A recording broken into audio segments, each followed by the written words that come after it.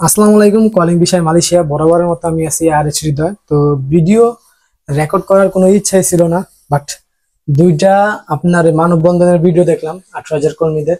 তো 18,000 কর্মীরা আমাদেরকে অনেক যারা মালয়েশিয়াতে আসছি, যারা ইউটিউবে ভিডিও বানায়, তাদের কাছে বলছিল যে ভাই এরকম একটা আপডেট দেন 29 তারিখে যাতে সবাই আসে। তো সময় স্বল্পতার কারণে ওইরকম আপনাদেরকে আপডেট দিতে পারি নাই। তো আমার যেটা প্ল্যানিং ছিল সেটা হচ্ছে যে আপনারা এত টাকা ব্যয় করে ঢাকায় আসবেন, এসে আন্দোলন করবেন। তো এটা ভালো, বাট আমি যেটা চেষ্টা করছিলাম আপনাদেরকে বলার, ওইটা বলার সুযোগ নেই। সেটা হচ্ছে আপনারা সোশ্যাল নেটওয়ার্কেও গিয়ে লাইভ পারেন অথবা রেকর্ড পারেন, যেভাবে পারেন ভিডিও আপলোড দেন। হতে পারে একজন দুজন দেখে, বাট কোনো উপরস্তরের কোনো কর্মকর্তা যদি দেখে ভিডিওগুলা, হয়তো তারা এইসব বিষয় একটা নজরে থাকলে তারা হয়তো এইসব বিষয়ে একটা পদক্ষেপ নেবে। তো সময় নিউজের আগে নিউজগুলোর নাম বলে রাখি। সময় নিউজের যে রিপোর্টটা দিছে যে 18,000 কর্মীদের বিষয় নিয়ে, আমার কাছে ওইরকম ভালো লাগে না। কারণ বাংলাদেশে এত বড় একটা ইউটিউব চ্যানেল, তাদের উচিত ছিল যে 18,000 কর্মীদের ভিডিওগুলো এমন ভাবে উপস্থাপন করা যাতে ঊর্ধ্বতম কর্মকর্তাদের কাছে পৌঁছালে অবশ্যই পৌঁছায়। কারণ তারা যেহেতু ভিডিও করে, অবশ্যই তারাও দেখে, তারা যাতে কথাগুলো বুঝতে পারে 18,000 কর্মীদের। বাট আমার কাছে যেটা ভালো লাগছে সেটা হচ্ছে মাছরাঙা টিভির যিনি সাংবাদিক আছেন, তাকে অসংখ্য অসংখ্য ধন্যবাদ। ওনার কথাগুলো এত গোছানো ছিল, এত মার্জিত ছিল। উনি চেষ্টা করছে 18,000 কর্মীদের সাথে যেরকম দুর্নীতি হয়েছে, কিভাবে হয়েছে, ওই বিস্তারিত 18,000 কর্মীদের কাছ থেকে নেওয়া। এখন আমি আপনাদের কাছে যে কারণে আসলাম, হয়তো আপনারা নিউজগুলো দেখছেন। আজকে ভিডিও আপলোড করব রাত্রে 12টা বাজে, আর যখন তো ভিডিও আপলোড করার পরে এই দেখেন, শোনেন কি বলে। পাসপোর্ট আটকে রেখে লাপাত্তা অনেক রিক্রুটিং এজেন্সি, ফেরত দিচ্ছে না টাকাও। পাসপোর্ট ও টাকা উদ্ধারে মন্ত্রণালয়ের সহায়তা দাবিতে প্রবাসী কল্যাণ ভবনের সামনে মানববন্ধন করেছেন ভুক্তভোগীরা। নইলে মহাসমাবেশের স্কিপ করার আগে মহাসমাবেশের যে বিষয়টা ভালো লাগছে। রবিবার সকালে রাজধানীর ইস্কাটনে প্রবাসী কল্যাণ ভবনের সামনে এসব কর্মীদের একাংশ মানববন্ধন করেন। জানান রিক্রুটিং এজেন্সিগুলো তাদের টাকা ও পাসপোর্ট ফেরত দিচ্ছে না, অনেক অফিসই বন্ধ হয়েছে লাপাত্তা। আসলে ভাই বলার মতো আমাদের ভাষা নাই। আমি যদি মরে যাই আমার ফ্যামিলির দায়িত্ব কে? আমরা জমি বিক্রি করতেছি, মায়ের গহনা বিক্রি করছি, করে টাকা দিচ্ছে আমরা। ভাই এইটা নিয়ে কোনো সমাধানে এখন পর্যন্ত কোনো পক্ষই আসে নাই। ধার করে মালয়েশিয়া যাওয়ার খরচ জোগাড় করায় অনেকে। তো আর বাকিটা আপনারা হয়তো ওই নিউজ থেকে দেখে নেবেন। এখন আমি আপনাদেরকে মাছরাঙা টিভির যে নিউজটা ওইটা দেখাই, তারপরে আমি কিছু কথা বলবো, বলে ভিডিও শেষ করব। আর অনলাইন ও অফলাইন তো একটু ওয়েটিং এ থাকেন, একটু অপেক্ষা করেন। আমি মাছরাঙা টিভি চ্যানেলটা সার্চ করে দেখি, এখানে ভিডিওটা শেষ করে দিব। তারপরে যদি আপনাদের কোন নিউজটা ভালো লাগছে অবশ্যই কমেন্টে জানাবেন। বাট আমার কাছে সময় নিউজের চ্যানেলে যেভাবে উপস্থাপন করছে ওইটা আমার কাছে একদম ভালো লাগে নাই। তার জন্য আমি আপনাদেরকে ভিডিও আকারে দুইটা ভিডিও দেখাবো। এর মধ্যে মাছরাঙা টিভির যিনি সাংবাদিক আছেন তাকে আমি আবারও বলবো অসংখ্য অসংখ্য ধন্যবাদ। কেননা তার কথাগুলো ভালো লাগছে। এভাবেই দরকার, একটা সাংবাদিকের এভাবে উপস্থাপন করা দরকার। কারণ একটা কথা কি, অনেক সময় দেখা গেছে সোশ্যাল মিডিয়ার যে পাওয়ারটা, এইটা আপনার কিন্তু অনেক, যেটা আপনি মাঠে নেমে করতে পারবেন, এটা কিন্তু ঘরে বসেও মিডিয়াতে করা যায়।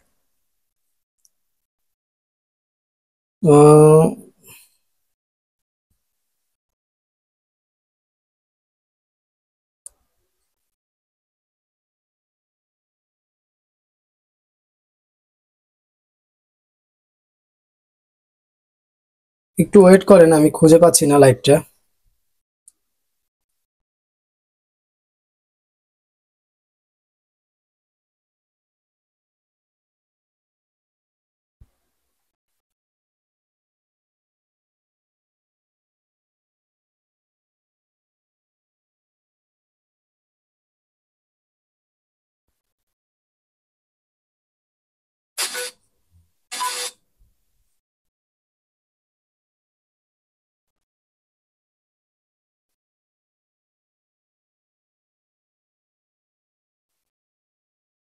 হ্যাঁ, আইসি।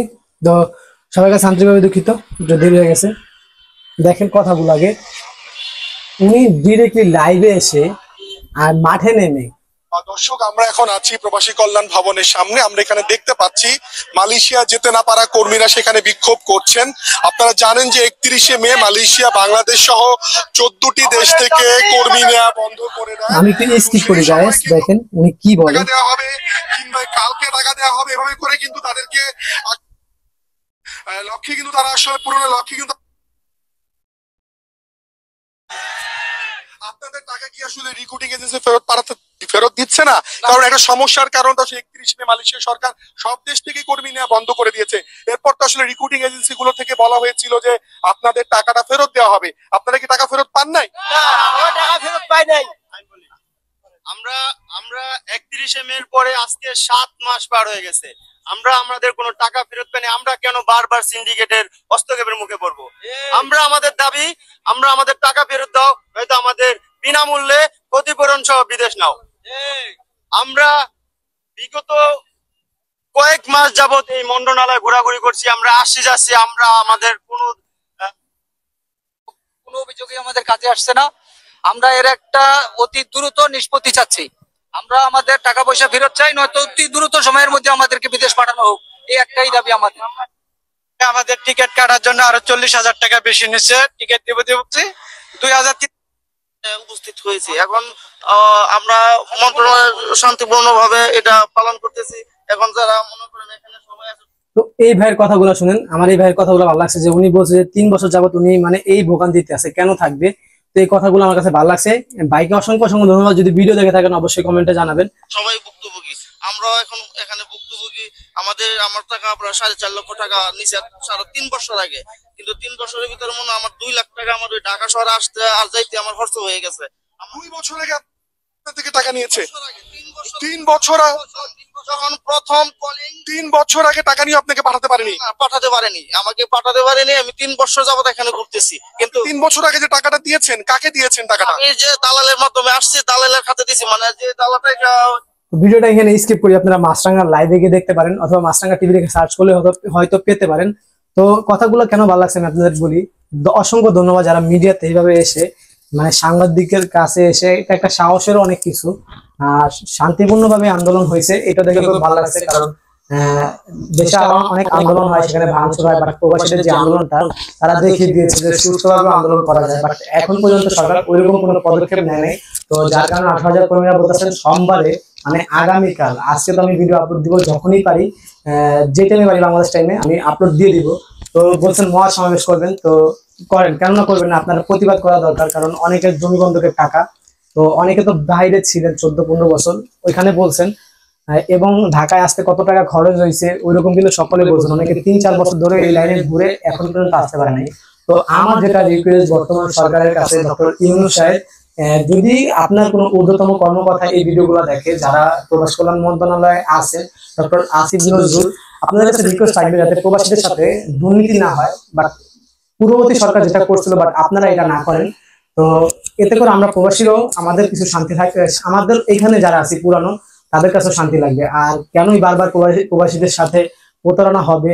তো এখান পর্যন্ত প্রতারণার শিকার না, অনেকে মালয়েশিয়াতে এসেও কিন্তু ভোগান্তিতে ভুগতেছে। আপনারা এগুলো নজরে দেখবেন। যারা 23 সালের কলিং এ আসছে তারাও অনেকে দালালের খপ্পরে পড়ে, তাদের কথাবার্তা চক্করে পড়ে যে কাজ বা যে কথাবার্তা বলছিল, বাট বাস্তবায়নের সাথে ওইরকম কোনো মিল নেই। বাট বাংলাদেশের সাথে এমন হবে কেন জানি না। বাট আপনি যদি পার্শ্ববর্তী দেশ দেখেন, ইন্ডিয়া অথবা যদি দেখেন পাকিস্তান, সেখান থেকে আসতে টাকা কম লাগতেছে, 2 লাখ, 2.5 লাখ, 1.5 লাখ টাকার মধ্যে আসতেছে। বাট আমার বাংলাদেশ থেকে যারা আসতেছে তাদের কাছে কেন 5 লাখ টাকা লাগতেছে, 6 লাখ টাকা লাগতেছে, তারপরেও কর্মীরা আসতে পারতেছে না। এটা আমার নিজের কাছেও খারাপ লাগে। বাট আমিও কিন্তু এই ভোগান্তিতে পড়ছিলাম যখন আমি বাংলাদেশে ছিলাম। আমিও প্রায় অনেক সময় ওয়েট করছি, ওয়েট করার পর আমারও আসতে কিন্তু এত টাকাই খরচ হয়েছে। বাট সরকার যেটা দেখাচ্ছে সেটা হচ্ছে যে আপনার 79,000 টাকার সামথিং প্লাস বা মাইনাস যেটাই হোক, এই টাকার মধ্যে একজন কর্মীকে মালয়েশিয়াতে পৌঁছিয়ে দিবে, বাট যাবতীয় খরচ দিয়ে।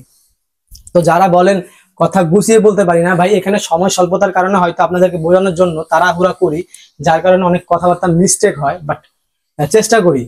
তো অবশ্যই কমেন্ট করবেন আপনাদের কোন ধরনের ভিডিও লাগে। আর 18,000 কর্মীদের জন্য শুধু একটা জিনিসই করতে পারি, সেটা হচ্ছে দোয়া ছাড়া আর কিছু করার নাই। বাট যত সাপোর্ট লাগে, আমি মালয়েশিয়া থেকে যেভাবে পারি, মিডিয়ার মাধ্যমে পারি বা অন্যান্য আদার সাইট থেকে পারি, আমি আপনাদেরকে হেল্প করবো, এটা কথা দিলাম।